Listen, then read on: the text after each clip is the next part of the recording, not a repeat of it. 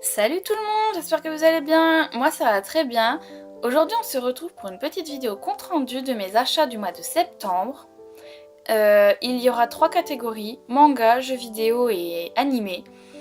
Et on va commencer tout de suite avec les mangas. Donc le premier, Love Master A en 2 tomes.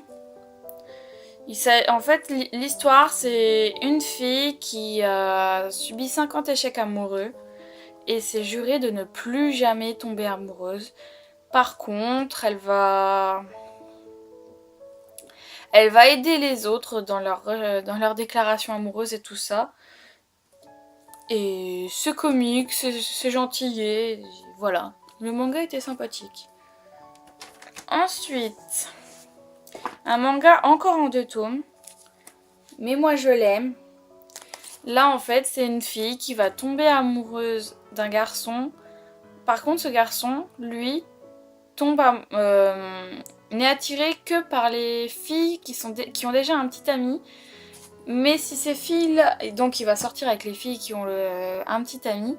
Mais si ces filles décident de quitter leurs copains pour être avec lui, il va les jeter. Donc ce manga était assez sympathique et un peu marrant aussi sur certains points. Donc voilà, j'ai bien aimé. Ensuite, il s'agit d'un manga que j'ai commencé en 14 tomes. J'ai les 7 premiers. Il s'agit de Iokoi. En fait, c'est l'histoire d'une fille, Iori, qui à la rentrée des classes va être victime d'un grave accident. Donc elle va arriver plusieurs mois en retard pour la rentrée et va tomber amoureuse du garçon le plus populaire de sa classe. Sauf que elle a une particularité, c'est qu'elle est extrêmement timide et lui est constamment entouré d'amis, donc pour elle ça va pas être facile d'aller l'aborder et tout. Et il y a un autre point, c'est que comme on peut le voir sur la couverture, elle est extrêmement petite et lui est extrêmement grand, donc ça ne va pas faciliter l'approche de Iori envers lui.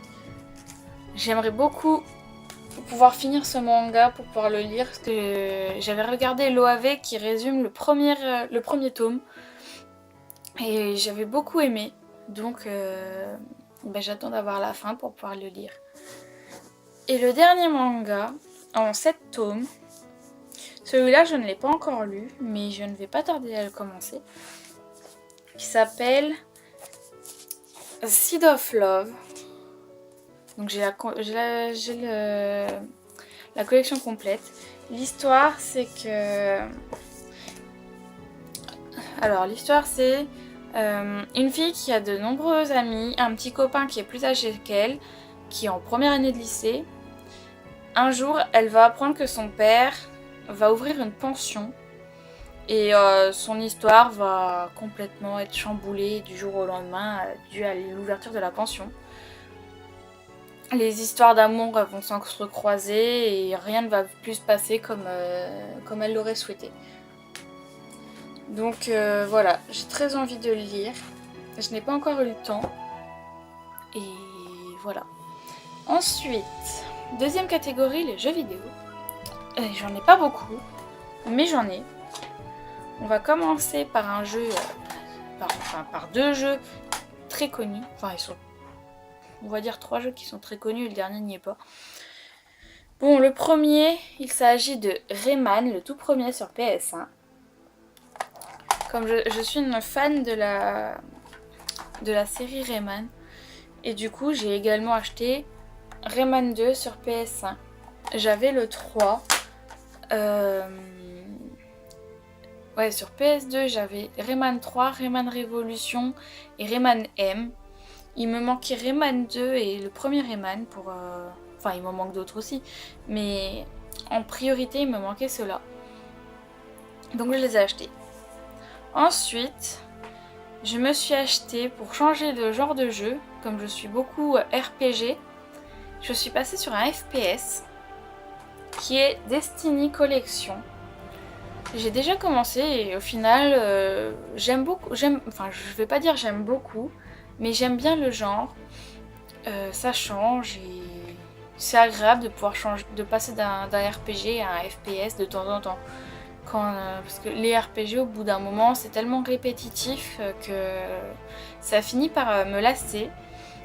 Et de passer à un FPS de temps en temps, ça me permettra de retourner mieux sur les RPG. Ensuite, et pour finir, là, un RPG qui est Trail of Cold Steel 2. J'avais le premier, donc j'ai acheté le deuxième parce qu'il commençait à être un peu introuvable. Et en l'achetant, j'ai eu un artbook du jeu avec de très belles images.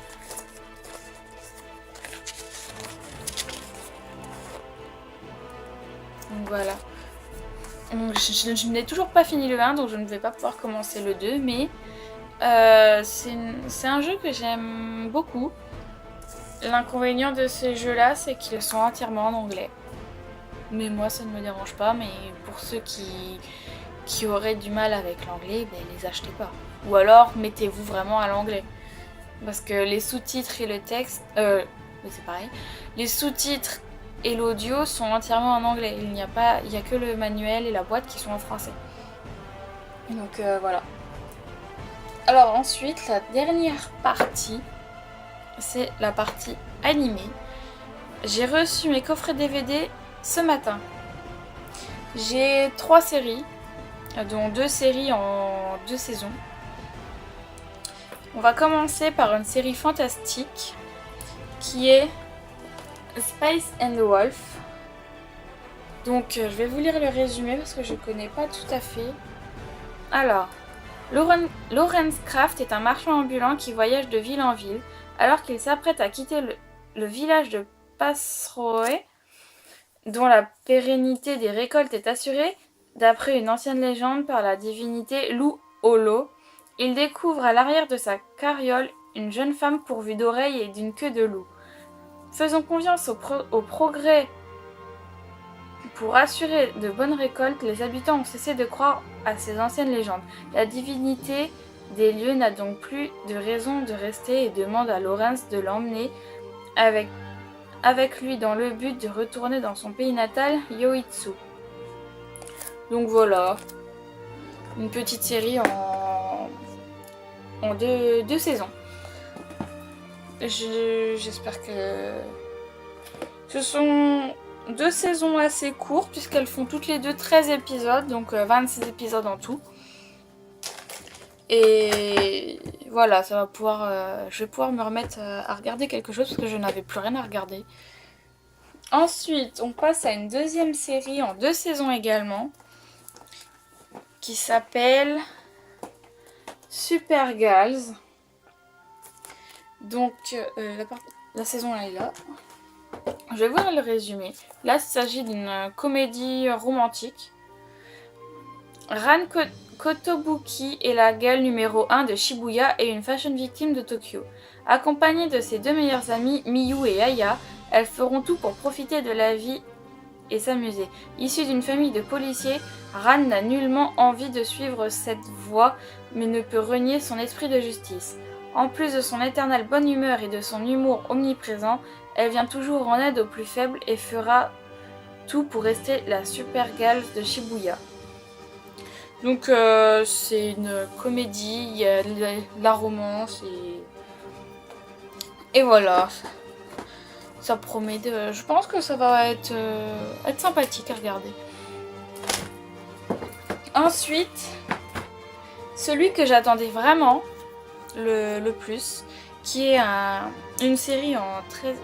je vous ai pas dit ceux d'avant. Alors, chaque saison pour Supergirls fait 26 épisodes, donc il y en a 52 en tout. Une grande série. Oui, donc... Ok, donc je reprends. Celui que j'attendais absolument, qui m'intéressait depuis longtemps, Danmachi. Je ne sais pas si ça se prononce comme ça, mais je ne sais pas comment ça se prononce. Il s'agit d'un manga fantastique en 13 épisodes. Et j'aime beaucoup la petite phrase sur le devant qui dit « Est-ce un tort de chercher des rencontres romantiques dans un donjon ?» Donc ça promet d'être rigolo. Je vais vous lire le résumé. Nombreux sont les aventuriers d'Orario à partir en quête de pouvoir et de fortune dans le dédale infesté de monstres que constitue le donjon de la ville.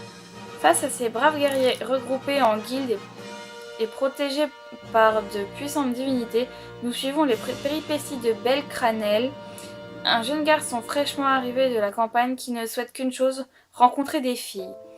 Entre affrontements contre des monstres, machinations de déesses intriguées par ce petit novice, la vie de Belle ne s'avère pas de tout repos.